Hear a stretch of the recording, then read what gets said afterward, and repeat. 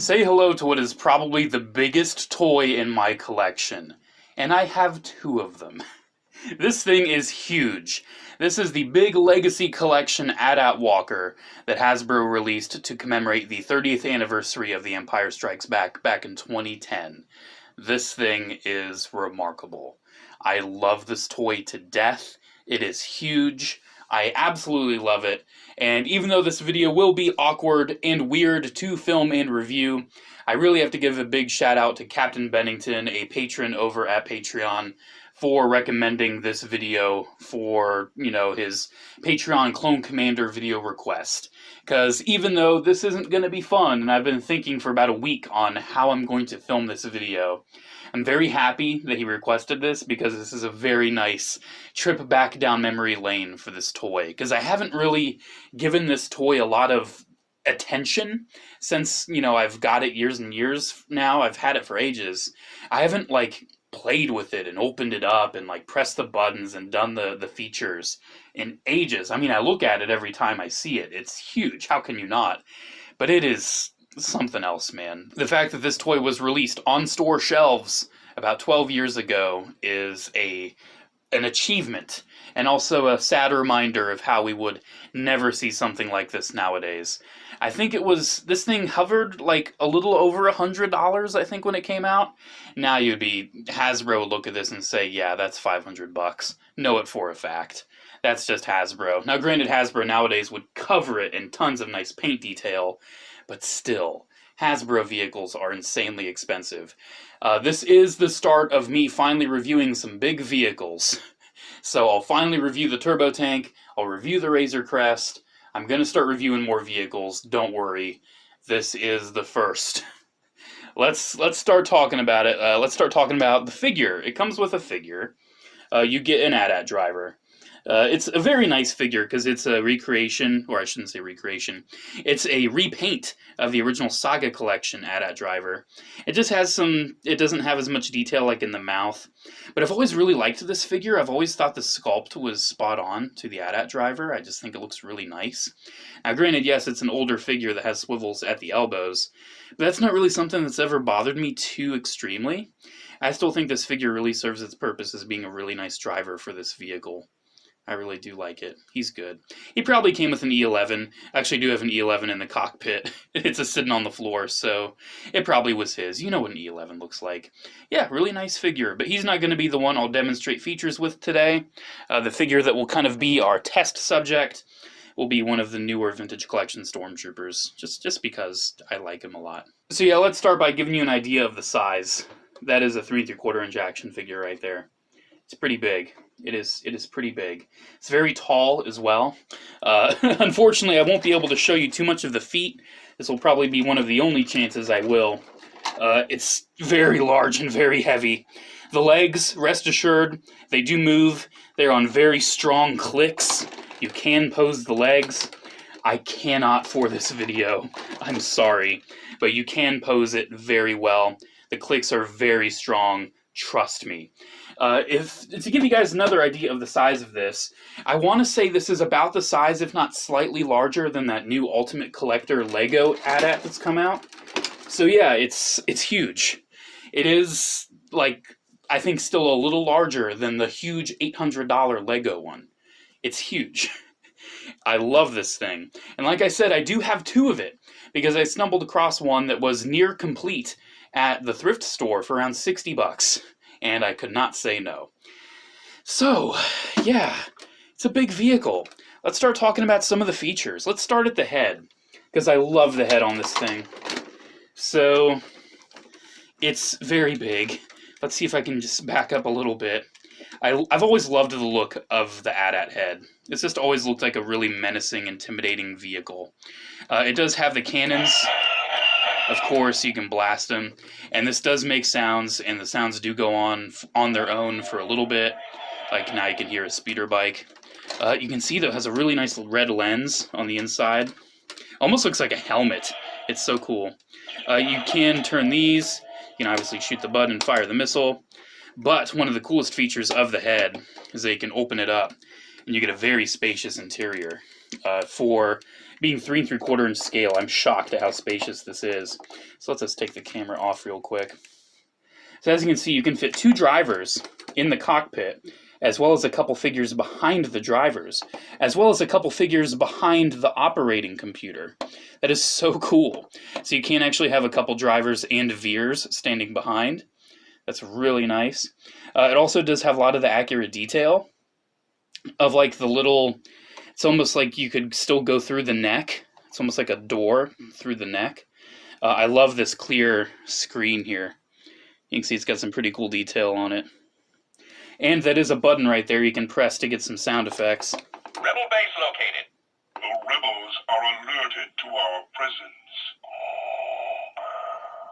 Rebel forces in range. Forward deflectors and target the rebel scum. I've reached the main power generators. All troops will debark for ground assault. Prepare to target the main generator. You can tell it's a lot of sound effects from the movie. Charged and ready. Target maximum firepower. The shield will be down in moments. There is a lot. Rebel forces spotted. Distance to power generators. Rebel base located. I can't go through all of it. It's just so much. Yeah, you get the gist. The rebels are there. There's a lot. And Skywalker is there with them. So another awesome feature of the head is the puppetry. You have this handle right up here. You can also flip these little side pieces to be extra little cannons, which is pretty neat. But this handle, once it's clicked in, you can see it has the head straight. You just hit that little button, and it'll release it. Then you can use this handle, move it back to move the head up, and move it side to side to move the head side to side. So you do still retain that classic puppetry that you had with the original Kenner toy, and it's very nice.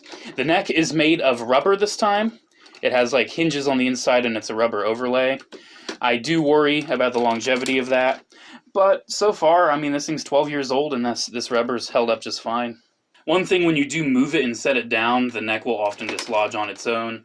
More often than not, it's just kind of, it exists mostly downwards, so that flap will be kind of up, but you can always tap it in and, you know, keep it tapped in after you've moved it.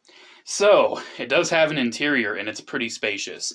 This space is where most of the electronics are, so you don't have any interior right there. However, and the sides are pretty identical on both sides, so I'm only going to open and show you from this angle.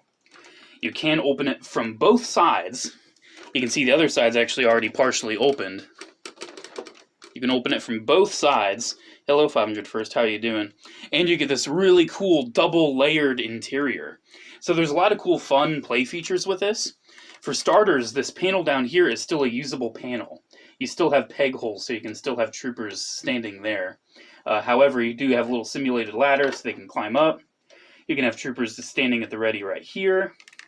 You also have a space up here for troopers, which is really nice. You can see it'll clear their heads and everything. You do have a space in the middle where you can have troopers kind of climb up and down.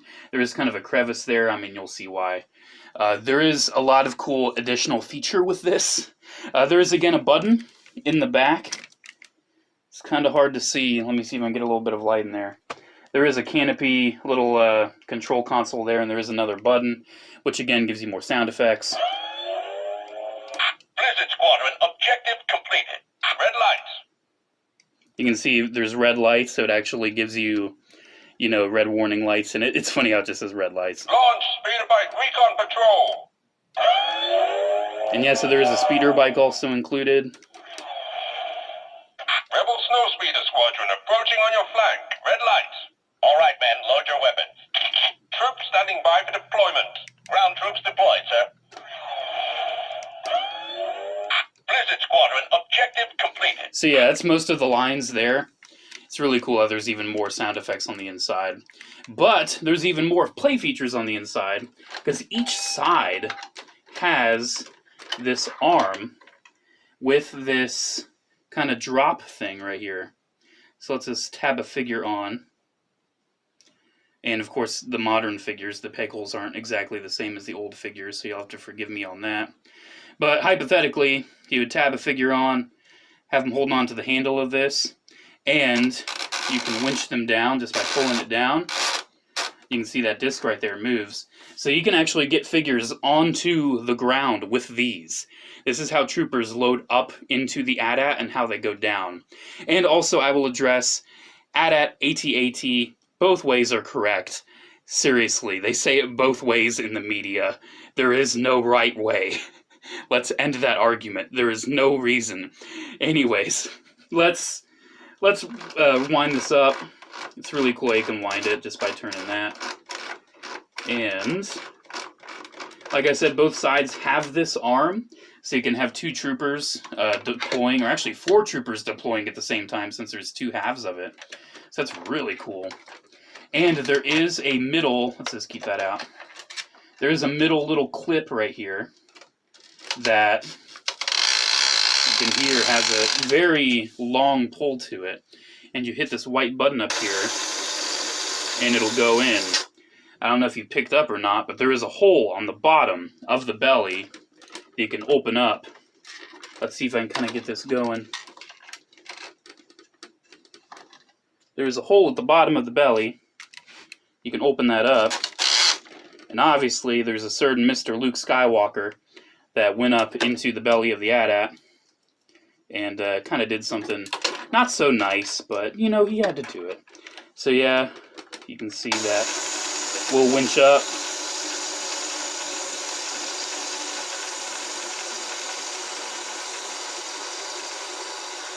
And go all the way in.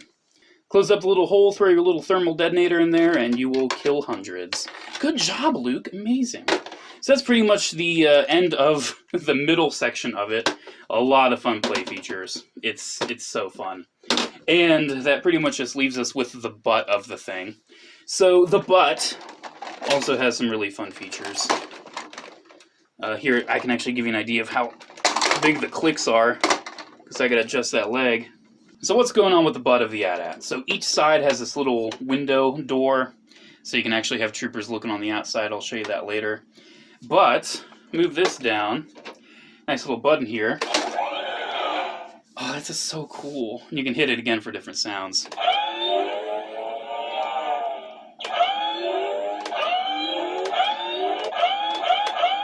It's kind of doing speeder noises right now, I guess, since it's already deployed. But, yeah, you get a whole speeder bike. It's funny, the other one I got at the thrift store actually still had the speeder bike. However, be mindful of the flaps. The flaps often go missing. I do believe this is still a repurpose of the original Kenner mold. However, they did remold, the lights are still going. They did remold this section to be softer, since it does get a little mushed in there. You can see it's slightly curved down. They did remold that to be soft plastic.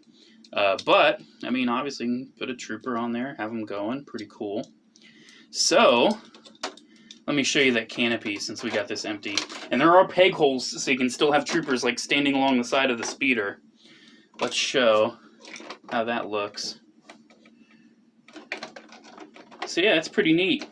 You can see he's a little too tall for his head to be shown, so you'd have to have him, like, a little crouched. But, yeah, that's so neat. You can actually have troopers poking out of the side of the AT-AT walker, you know, looking down or doing something like that. This is such a cool toy, man. I love it so much. It is so nice. So yeah, let's close it up. I think I've pretty much gone over everything. It's a big toy, has a lot of features, but thankfully it doesn't have a lot to make this video like 30 minutes. So, what do I think? I love it. If you're a fan of the AT-AT, the Imperial Walker, the big boy, you owe it to yourself to track one of these down. They are great. One other thing, almost forgot. There's even more buttons on the top. I almost forgot. That one goes pew pew. That one goes step step. That one goes bang bang. So pew pew, bang bang, step step. So you do still have buttons, so kids can always make the noises of shooting, of walking. It's so awesome. This vehicle is remarkable. It's by far one of my favorites in the entire Star Wars universe, as well as in my collection. I love it. I don't know if I can part with my second one. I got it with the intention of not keeping around forever, of maybe trading it for another vehicle. But I don't know, man. It would look kind of cool to have two of these side by side on a big Hoth display. But I know I'll never have the space for that. So, there we go. I think I've said most of what I can say about the big AT-AT, the big AT-AT. I don't know. I don't know why people argue about that. I seriously, like, in person once, someone got snippy with me that I said AT-AT instead of AT-AT. Dude, they're both right. I interchange them. It's like GM and Jim in Gundam. Both are right. The dude was like, you don't call it the ATST for the ATST, and I'm like, yeah, you don't say the TIE fighter. It's, dude, it's a fictional universe. Get over yourself. Alrighty. little rant over. This vehicle's awesome. I love it. Go get it if you can. I don't know the aftermarket prices of it currently. I know it's not going to be cheap. It's not going to be cheap to ship. It's not going to be cheap to just buy on its own. But hey, if you luck out like me, find someone that, you know, their kid used to have it and kept it in decent shape and they donated it to the thrift store, you know, pick it up for $60. Have yourself a real fun time with it. This thing is huge. I cannot emphasize the size. I mean, I can. I already showed it with a 3 3/4 inch figure. But I mean, yeah, just look at 3 3/4 inch figures on the inside of it. Look at that. You can have figures fully standing upright in the head of this thing. Like, look, you can close it. There's a 3 3/4 inch figure standing in the head. You can hold at least, like, 6 figures in his head. I don't know why the AT-AT has a gender now, but it does. Congratulations. Alrighty. There we go. I think I've rambled on long enough. Special thanks to Captain Special thanks to Captain Bennington for the Patreon request. I really had a blast. Literally had a blast filming this. It was definitely a little difficult, and I'm still thinking about how I'm going to review the Turbo Tank and the Razor Crest, because those things are also very huge. But hey, I love this thing. It's pretty cool. And thanks again for making me make a video on it. Alrighty, guys. Thank you so much for watching. Special shout out to the patrons of Patreon, such as Captain Bennington, or Cap'n Bennington now, I guess. Yeah, seriously, thank you all so much. Any kind of support, just watching the videos, I genuinely appreciate it. I always do. Alrighty, there we go.